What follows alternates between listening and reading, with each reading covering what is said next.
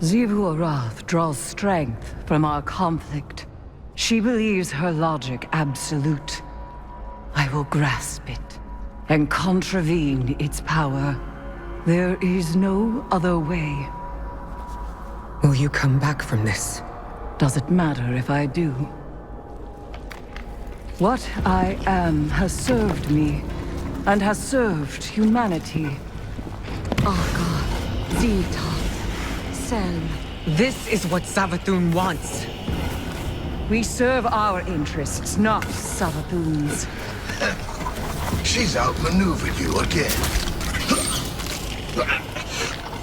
You need me. We need your silence.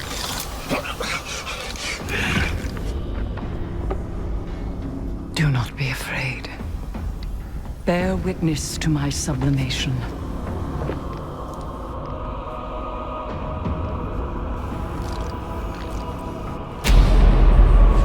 I separate the true from the dead.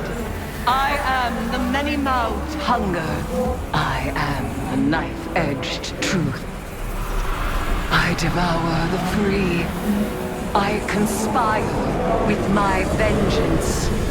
I will take what I need. The words in my throat are the weapon in my fist. Hayat! Hayat! Hayat!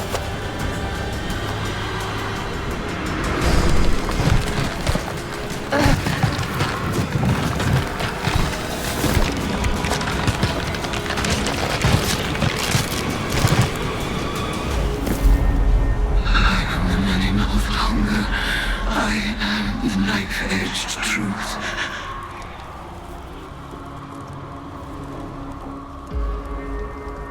Bring me your tithes. Man, Eris has been carrying the story of this game on her shoulders since 2015. She is incredible. What is up, my Squirtleites? It is I, your king, welcoming you back to more Let's Play Destiny. In the last episode, we completed our very first run of Savathun's Spire. And, well, you saw what happened at the beginning of this episode. Eris has said, you know what? No, we don't need Savathun. I'm going to become the Hive God this time. And she has transformed into the Hive God of Vengeance, using, well, Hive magic to do so. So, let's invoke some magic, and a portal opens. But where is this going to take us? I mean, a portal in the helm? Well, let's head on through and see. Now, if you're wondering where this place is, well, this, now that Eris is a Hive God, is actually her throne world. Yes, this is the place that she has chosen for herself, or at least modeled for herself, for the time being. This is where we're going to be conducting everything that we're going to be doing throughout this season. So, let's head to the center of the circle and see what she has to say.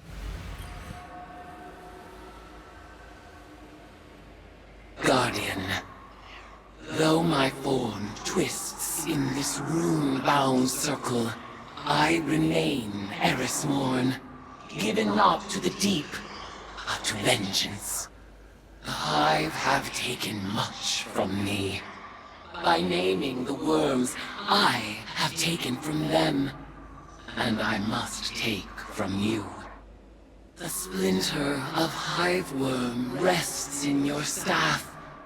It is enough to bind us and mark you as my acolyte. By the sword logic of the Hive, your conquests strengthen me.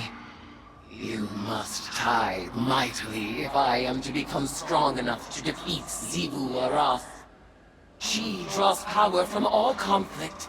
She is the blade breaker, war, drinker, conqueror, immortal. Hayat, drown her in blood. Add your voice to the chorus of violence. Let us show her what it is to be Hive. Man, Toland would be so proud of us.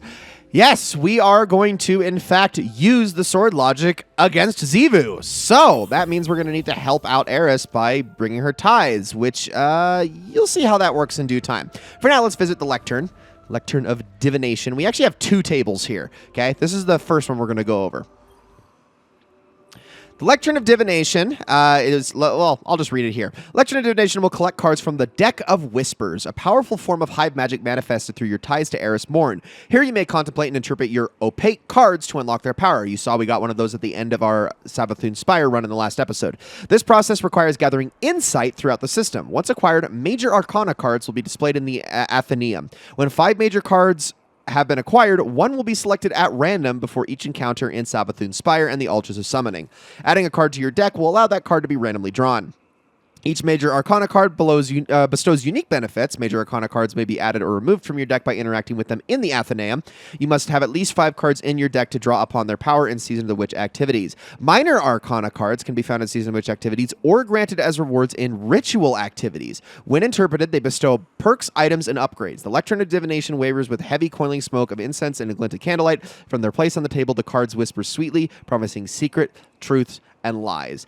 Do you get all that? We're collecting cards this season, and each of them has a bunch of different benefits. The minor arcanas are generally just straight up rewards, but the major arcana are actually used in the activities we're going to be running themselves. You may have noticed when we started different encounters throughout Savathûn Spire, although it was probably hard to notice if you weren't paying attention, but my teammates were actually getting little pop-ups once the encounter started that said that they drew us something, whether it was the lie or it was, I mean, that's the only one I can actually remember off the top of my head, but different names of cards, which these are the major arcana cards.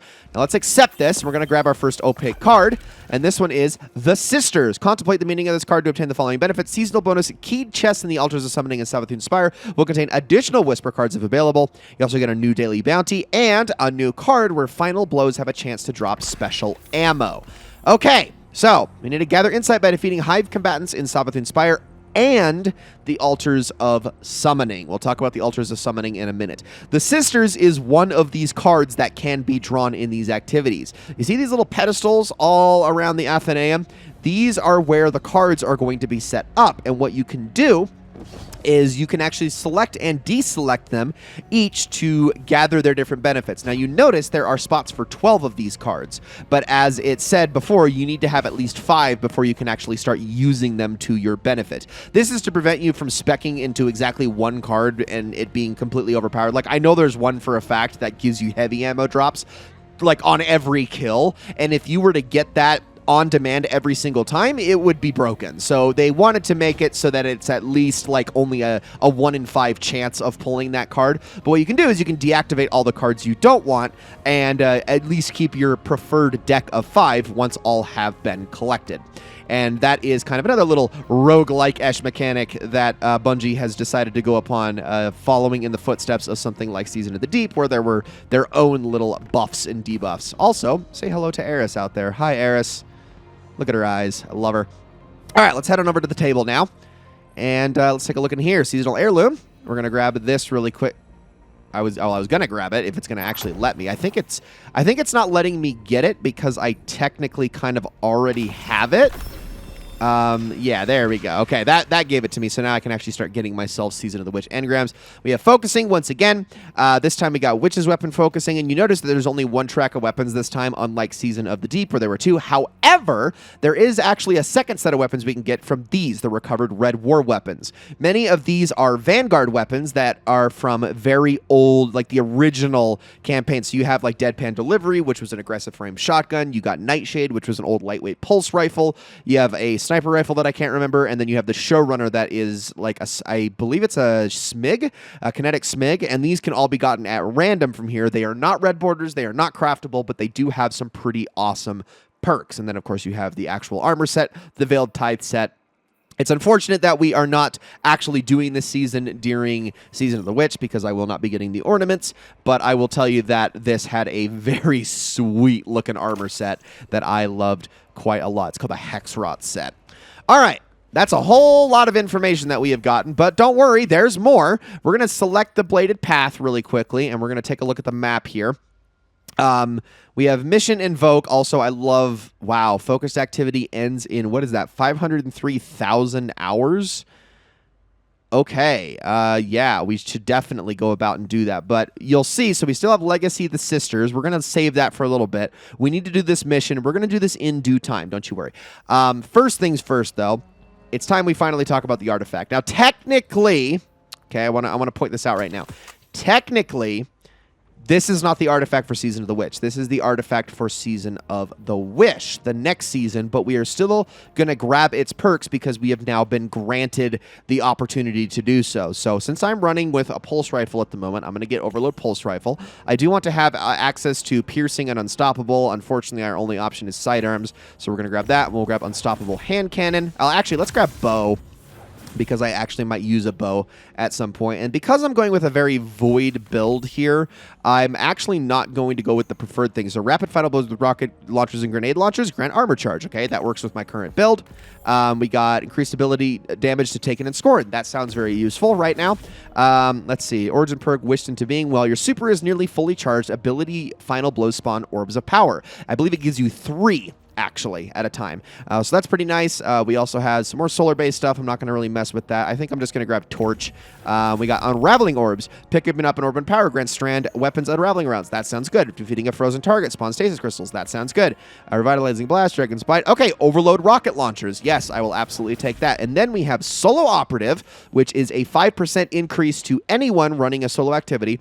And then Argent Ordnance. Firing a rocket launcher consumes 1 stack of armor charge. So I will definitely be finding myself a void rocket launcher to be using at some point during the season, because that is going to help quite a lot. I was able to get all of those retroactively just by all the stuff that we have done in Season of Defiance and Season of the Deep up to this point. Now, last thing before we do anything else, let's approach the table one more time, and I want to go over the weapons for this season.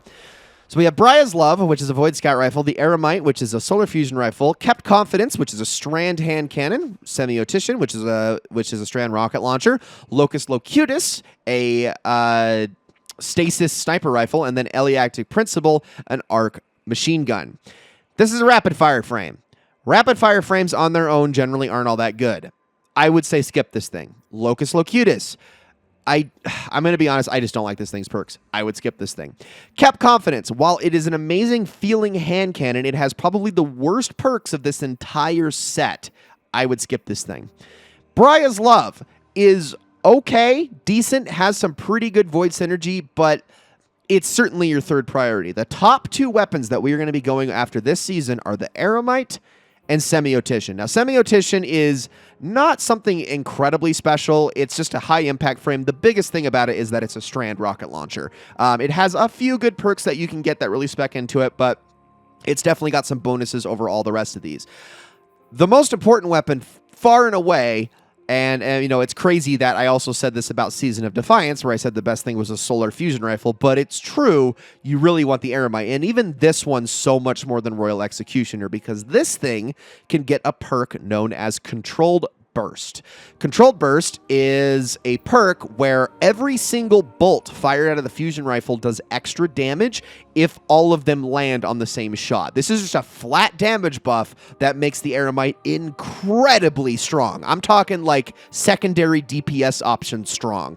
This thing is far and away the #1 thing that we're going to be going after this season. We already got 1 red border, so I'm pretty content with that, and I'm going to be focusing on it all throughout this set of missions as we see ourselves closer and closer to the end of the Lightfall year. But yeah, that was a lot to go over. So here's the deal. I know I feel a little bad that we didn't actually jump into any activities today, but I wanted to save this mission invoke for the next episode, and running through another Savathûn Spire isn't really all that exciting, but don't you worry, in due time we are going to be unlocking the other activity for Season of the Witch. Sorry, I freaking stumbled over. It's really annoying that we have 2 seasons back to back. That is, one is Wish and one is Witch, and it's like, that's way too close. I'm sorry, it really is. Season of the Witch, yeah. So we'll be talking about that in due time. Don't you worry. But something I do want to show is that throughout the Arcanium here, there are Arcana cards to be gotten, some little opaque cards, and I'm going to go after each one of these if I can find them all, and we're going to see if we can't turn all of these in to the Arcana table. I think actually I'm not 100% sure if I remember how this works, if there's only one that spawns per time you enter here, but they're all over the Arcanium. And also, I love the little creatures that spawn around here. They're so cute. I mean, they're terrifying and ugly, but they're all so cute. There's like these little like eye worms that pop out of the ground, and I absolutely love them. So yeah, you can kind of traverse around these little like side sections, and then as you unlock more and more things throughout Season of the Witch, you will apparently plummet to your death. No, you will be able to grab some more of these minor Arcana cards and then turn them into the table. So why don't we show this at the Lectern of Divination, which, by the way, is the same concept as the Lectern that is on the moon, by the way. So let's approach this thing, and let's turn in this one card. Let's see what we get. Empowered Unlocking. Using your witch keys will award additional witches engrams. Okay, so that's going to be nice if we can get ourselves some witch keys to use in Savathûn Spire and Ultras of Summoning. And at the moment, I do not have any, but I will be able to get some in due time. They are a little bit less stingy with these than they were with Deep Dive keys and Salvage keys last season. I promise you that. All right, guys, that is going to be it for this episode of Let's Play Destiny. Thank you all so very much for watching. In the next episode, we are going to run into the Mission Invoke mission. I promise you it's going to happen this time. And yeah, we will be continuing on with our Toil and Trouble quest. So thank you all so very much for watching. I hope you all enjoyed this episode very, very much. And I will see you all in the next one.